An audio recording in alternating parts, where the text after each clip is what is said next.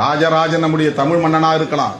ஆனா அந்த ராஜராஜன் தான் பார்ப்பனர்களை அழைத்து கோவிலுக்குள் இருந்த தமிழை தூக்கி வெளியே போட்டுவிட்டு சமஸ்கிருதத்தை ஓத வைத்தவன். நம்முடைய நிலகுலங்களை எல்லாம் பறித்து அவர்களுக்கு கிராமம் கிராமமாக தானம் கொடுத்தவன். அவர்களுக்கான பாதுகாப்பை உறுதிப்படுத்தியவன். எந்த தமிழ் மன்னனும் நாம் போற்றி கொண்டாடக்கூடிய வகையில் நம்முடைய அரசியலை முன்னெடுத்தவர்கள் இல்லை. ஆரியம் இங்கே பரவுவதற்கு, பார்ப்பனியம் இங்கே வேறுபிடிப்பதற்கு நம்முடைய மூத்தோர்களான அந்த மாமன்னர்கள் தான் காரணமாக இருந்தார்கள். அந்த வரலாற்றை யாரும் மறைக்க முடியாது, பெருமை போற்ற முடியாது, தோளில் வைத்து தூக்கி கொண்டாட முடியாது. அவர்கள் செய்த செயலை நாம் மறந்துவிட முடியாது, மறைத்துவிட முடியாது.